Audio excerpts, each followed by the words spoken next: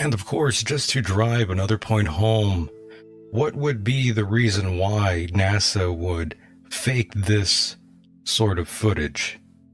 Well, of course, they needed to distract most of the nation from all their civil disputes that they were having, racial disputes they were having. And Vietnam as well. Vietnam War, you had people being assassinated. This was a great distraction. And of course, they had to prove that they were the most powerful nation in the world because of the Cold War. Right. Russia. And you'll also notice in that photograph, his right-hand glove is not actually done up. Where the ring connection goes is right in front of you. You can see right at the top of the gauntlet part, you can see the little black band there. Mm-hmm. Just under that is the ring that connects the sleeve to the glove. And the other connection on the glove end is down just where the watch band is. So it's physically not connected. There's about 2.5-inch space in there where that's not even done up. And that's a very popular photo, by the way. It's in the billions of views every couple months right now. Yeah, it's a very well-known shot.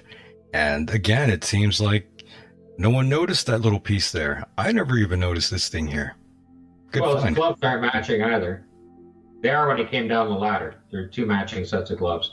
I have a video on that as well. Paul and I have a video on that. Gloves are matching coming down. And then right here, they're not matching. 2 different gloves. You can't change gloves. That is very strange. Just like you can't put sunglasses on the moon either. Every suit has a sunglass pocket up on the right-hand shoulder. That's why I wrote the music for Walking on the Moon.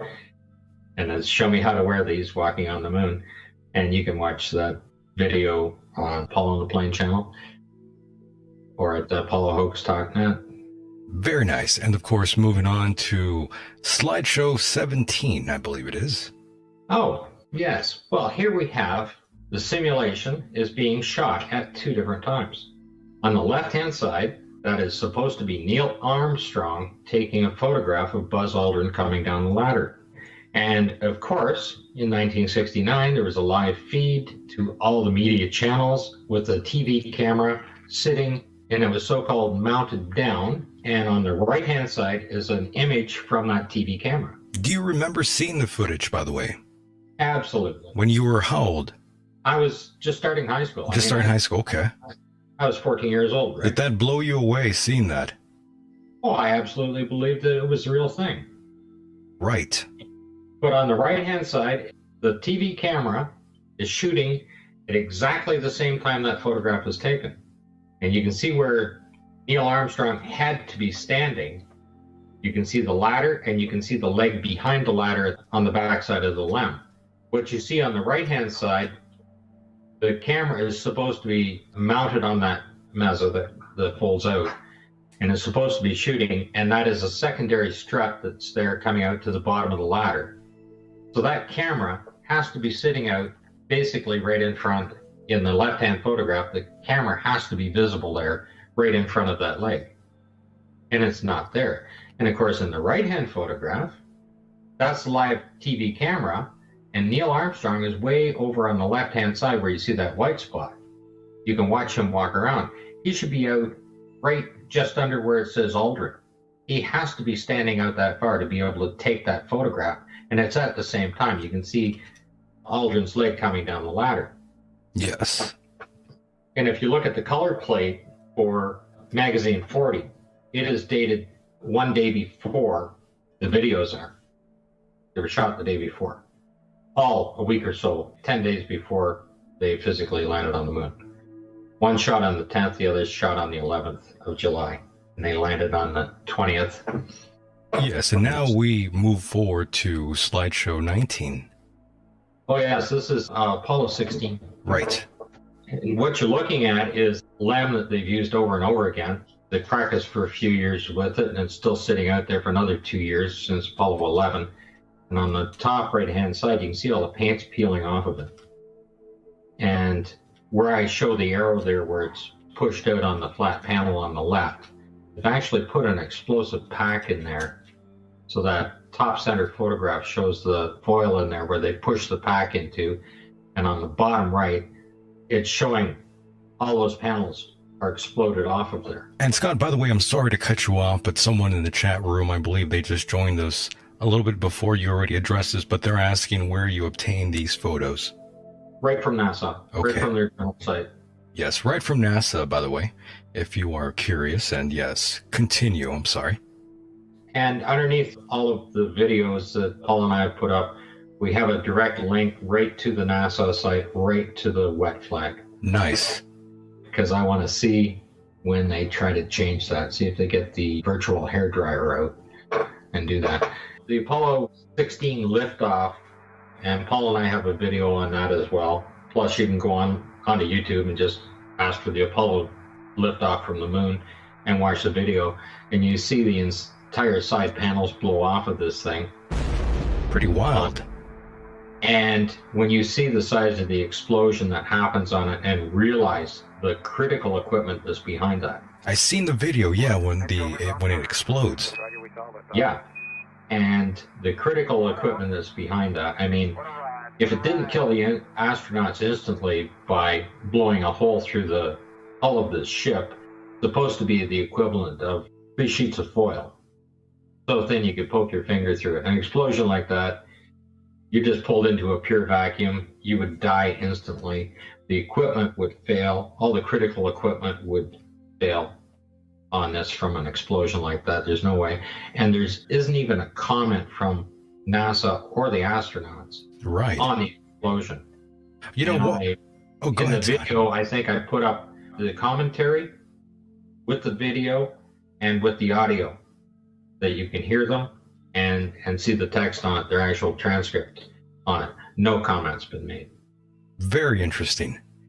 And of course, one of the main reasons that I always suspected that the first time man allegedly walked on the moon, I always felt that technology was just not quite up there enough to actually make it happen. So I always felt, yeah, maybe perhaps they might have faked this sort of footage in order to compete against the Russians again. And of course, one of the main reasons why NASA was even created.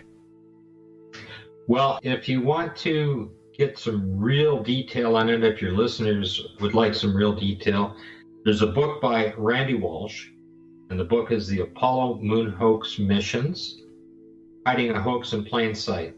And I have his first book, part 1, that he's actually given me, and I've read through it, and he is so detailed.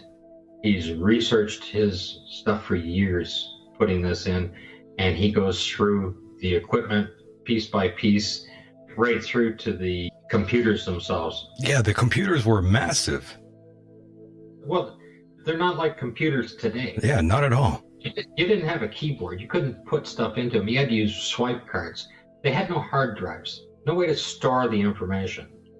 Rope memory. Each rope memory, 16 kilobytes, weighed 4 pounds apiece. And if you want to Google Apollo rope memory and see what they look like, the women that were putting those together, they could have knitted you a sweater, same way. Yes. They were just massive pieces of equipment.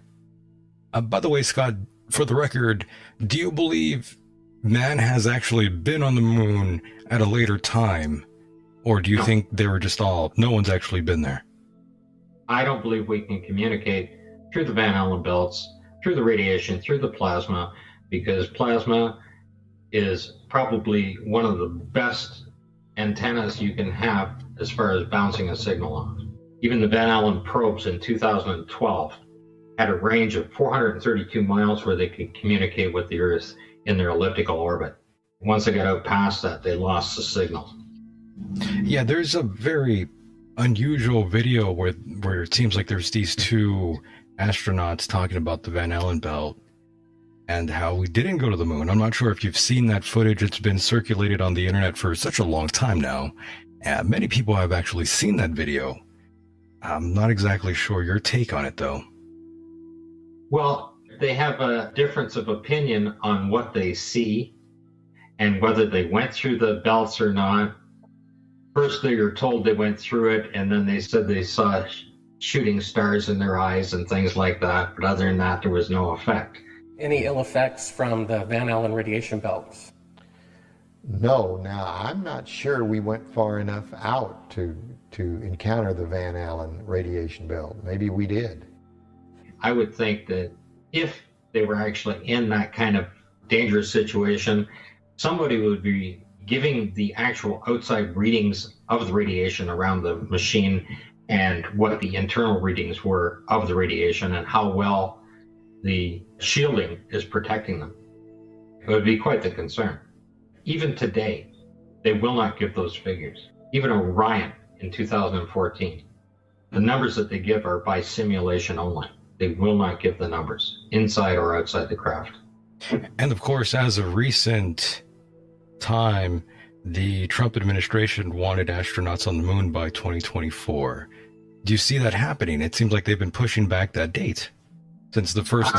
Apparently, he offered as much money as he could pull to get them there so that it would happen within his administration. And they just said they couldn't do it. No amount of money can do it. It is interesting that we haven't been there in such a long time. Well, the fact of the matter is we haven't been there. Or that too. Not such a long time. It's like allegedly. People say, when are we going back to the moon? Well, we haven't been. Correct. And of course, moving to slide 21 now. I'm sorry to jump a little bit ahead here, but you can go wherever it interests you. Yeah, slide 21, I found that one pretty interesting. That particular photograph, to show you what I'm looking at, the slide on the left-hand photograph, top left-hand photograph, I was probably looking at that when I was going through them because that's about 700 photographs prior to the one on the right. And I recognized the rock, and I had to go back through the photographs until I found it, like over a 6-month period. Mm-hmm. And what you have is the photograph in the center and the photograph on the right. And that rock is removed. But in the one on the left, it's on the left-hand side of the rock. In the middle, it's on the right-hand side of the rock. And then on the far right, it's completely removed. And the astronaut has taken a step forward, but it's still within the line of sight. He stepped forward. You can see on the middle one where the footprints are, right? Well, he's now standing on top of those, and that's still in line of sight right to the rock. And that's all within a couple of seconds, apparently within a couple of seconds on the timeline between the two photographs. And how the rock disappears, somebody had to pick it up. The bottom 3 photos are the close-up of it. It's the same rock. And to me, what it looks like is it looks like the engine block out of a small bulldozer, because that's what they look like when you take the head off and lift them out. The main frame on the front with the rad and everything else. That's exactly what it is. And they're just shotcreted in to look like it. Yes. And of course, jumping ahead to 25. That's another one I think that drives the point home. Well, what you have here, I've had some dispute over what this piece of equipment is on the right, saying that it's not what it is. It's supposed to be a frame for some carbon dioxide scrubbers. Well, they have several different locations for the carbon dioxide scrubbers on the machine, but no payload specialist that was concerned with weight. And the biggest concern was weight on the Apollo missions, dropping every ounce. They claim they even counted every stitch. The other one that's up under the leg is an actual PLSS. It's sitting up there. I believe the one that's sitting down beside the leg is they've taken the abrasion cover off to show you what's inside, which is just 2 canisters, and they would have had fans in there to help keep the astronauts cool. On the left-hand side is what is supposed to be inside of a PLSS. Okay, it weighs about 180 pounds. Those top 2 tanks, or purge tanks at the top, are pressurized to 5,800 pounds. And I would not want to have those sitting right behind my head. That's true. When you step into a vacuum, because you wouldn't even find pieces of your head when those things blew out. Yes, and of course, next slideshow's already up, by the way, when you are ready. On the left is Apollo 15, and it's showing the damage to the exhaust housing, the exhaust bell housing, it's actually sitting right down on the ground and it's wrinkled in. And there's another better shot of that, which is 22. We'll pull that one up after to show it off. It goes with this. Oh, 22, right? Yeah, 22. Okay. You should probably show it first. I'll get that right now. This is Apollo 15. If you're watching any of my videos, they literally dropped this machine on the ground. One of the gantry straps broke and this thing dropped about 8 or 10 feet down. It damaged the rover. The rover literally was thrown off the Apollo 15 in the simulation. Wild And shot. those arms sitting down there, two white arms coming down there with the cables hanging off them, and then the two pieces on the ground, those are the lowering arms for the rover. They're snapped right off. Those cables are snapped right off. The bell housing is crushed right in underneath on it. And of course, I showed a close-up on the right-hand side there of the cables that are snapped off. And on the far right are the schematics of how the rover is mounted in on those cables and how they're lowered down. And of course, also just to make a note that the refuge bag up there is now getting mold on it. It's been laying around since Apollo 11. So if we go back to 26, the other one you had up, with the two bell housings. The bell housing on the left is Apollo 15 shot from the other side, showing the wrinkle on it. And it also has a scratch on it as well. I see that, yeah.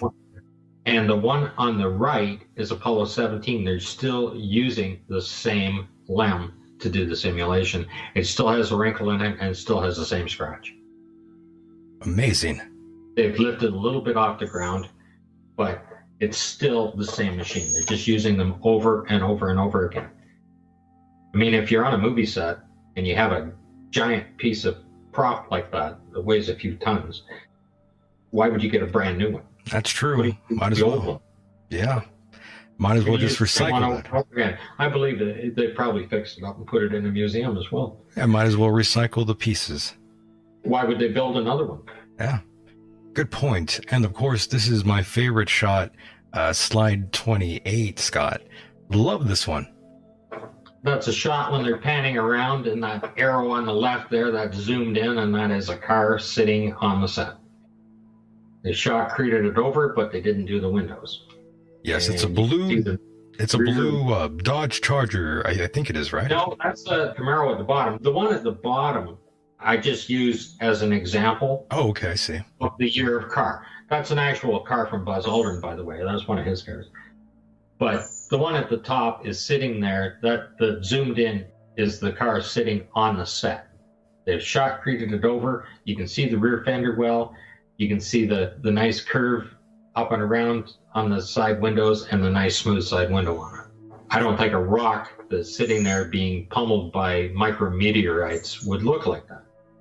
And you definitely believe this is a car that we're seeing? Absolutely. Amazing. And it's not the only one. Because in the very next photograph, there's another one. Yes, let me get that up.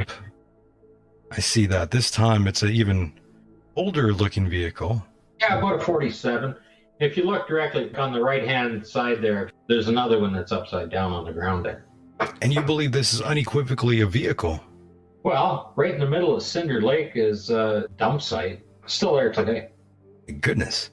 NASA and military dump site. It's a scrap metal site. They didn't recycle cars in those days. They just threw them out in yards and let them rot. It's a great car, by the way. Yeah. That old the next one, everybody likes slide number 30. Slide number Mr. Fetzer liked that one. He liked the Corvette. How do you not love the classic body of an old Corvette like that? Yeah. I mean, it's there. How do you get that rear end like that? It took hundreds of hours for them to figure out to design that to get the body lines just perfectly like that. You can see the rear fender. You can see the shotcrete on it. You can see the front axle sitting there. You can see the tow bar still attached. I mean, the front end smashed right off of that Corvette. I had comments made to me on one video. He's saying, "You're absolutely ridiculous. Why would anybody put a collection of antique cars on a set just to destroy them like that?" And I just simply said, well, they weren't antique at the time. Yeah, well, some people definitely do have an issue with this part of the imagery where you are saying this is a vehicle, they definitely don't believe that it's a dump. I have hundreds of images that people would just argue over, and the metal pieces are sticking out of the ground everywhere. Every hillside, every embankment is nothing but a dump site. On Flickr, they've blended them over. They've used a masking over it again to cover it.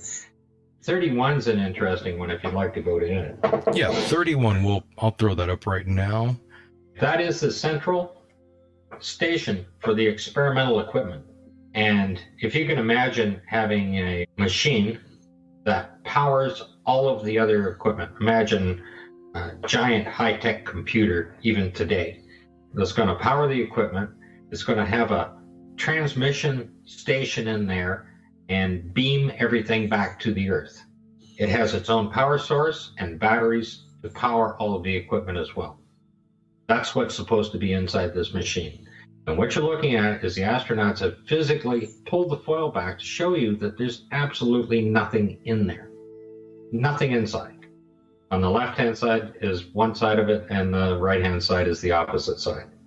So there's absolutely nothing in there. Down on the bottom left, that is the top rail that I've zoomed in on there, showing that it just has mud stuck to it and it's rusty. Even when they weren't using it between different Apollo missions that they were simulating, they just left the stuff outside on the ground. Amazing.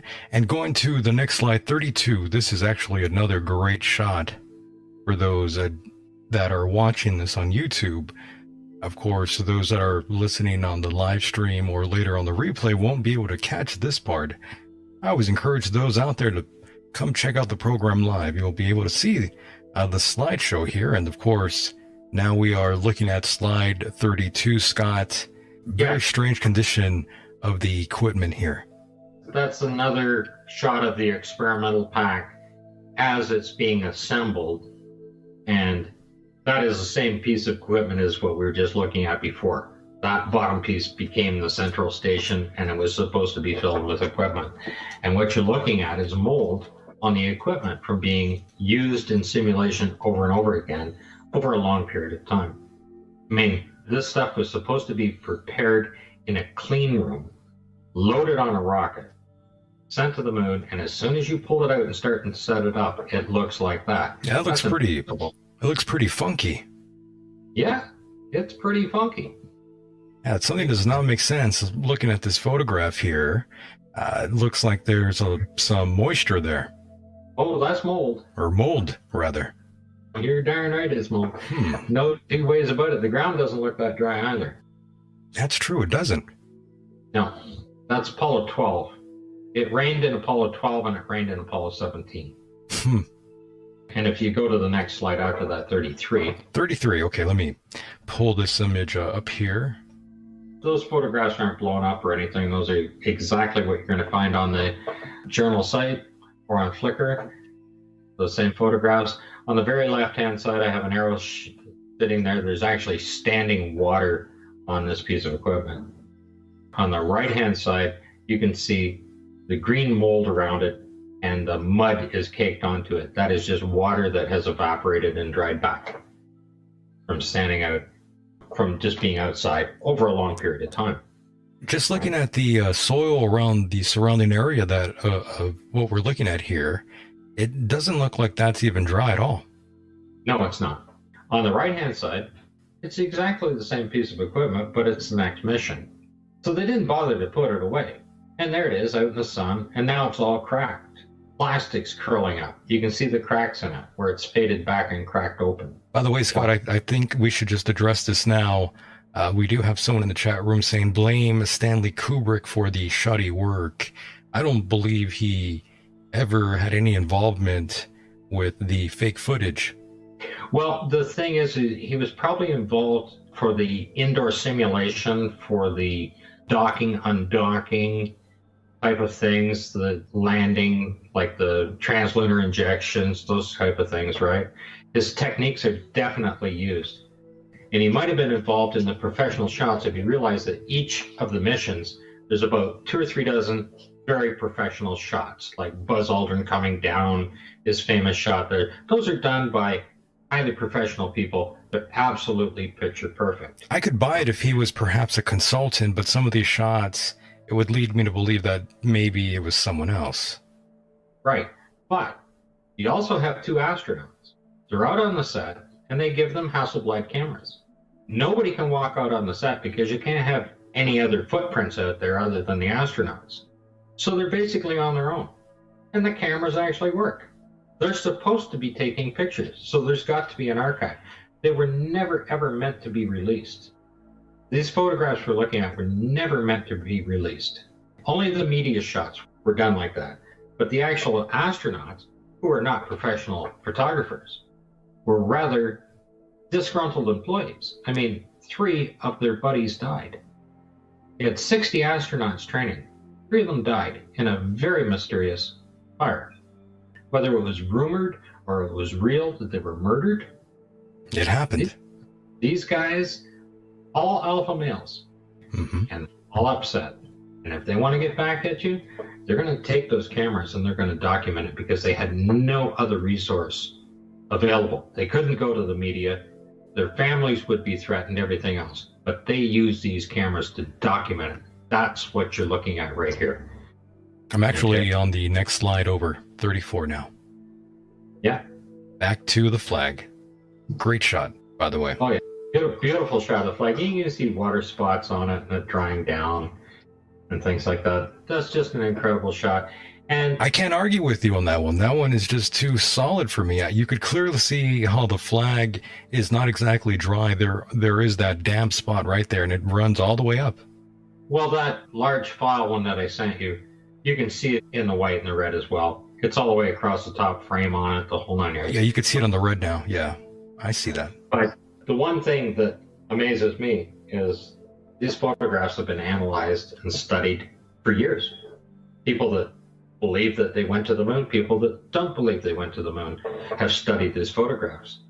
They put them into photographic software, pulled them apart, put them back together, and looked at them, and in no time has any one of them ever seen that the flag was wet. And I have to ask myself, why am I the only guy that can see that it's wet? You know, Yeah, like if you believe they went to the moon, you can't see that it's wet. Yeah, I've never really noticed this. I've seen this photograph, I'm sure, but I've never noticed that. And that's clearly not a shadow either. Yeah, it is the Emperor's New Clothing Syndrome. Crazy. You believe they went to the moon when you look at the photographs of the moon because you believe it, because you were taught from a child. Every educational system worldwide has taught that man landed on the moon. So it's really hard to look at that. You can't see that it's wet. But once I show you that it's wet, it changes everything. It really does, actually. Very unusual. Because that can't be on the moon. Photographic film does not work on the moon. Yeah, again. And that shot past at 35 is Harrison Smith, and he's picked up actually some mud and he smeared it on his suit. And in the very next shot, they've washed it off. The suit is clean again. Impossible. Yeah, I'm throwing that up right now. Now it's on the screen. It's a great shot, too. Yeah, you can see that it's washed off, and you can see that the suit is wet. And if that isn't more blatant, I mean, how much more blatant can you be if you're actually picking mud up, putting it on your suit to show people, then washing it off and taking the next shot? It's very deliberate. They are the whistleblowers, but these photographs were never, ever meant to be released. Yeah, it's almost like they totally forgot they even took them. Well, the astronauts, like a lot of the films, disappeared and everything else. Or they destroyed them, is what one claim was, that they destroyed all the original footage. That's what NASA claims. Right. So how did these get protected? Great question. Question.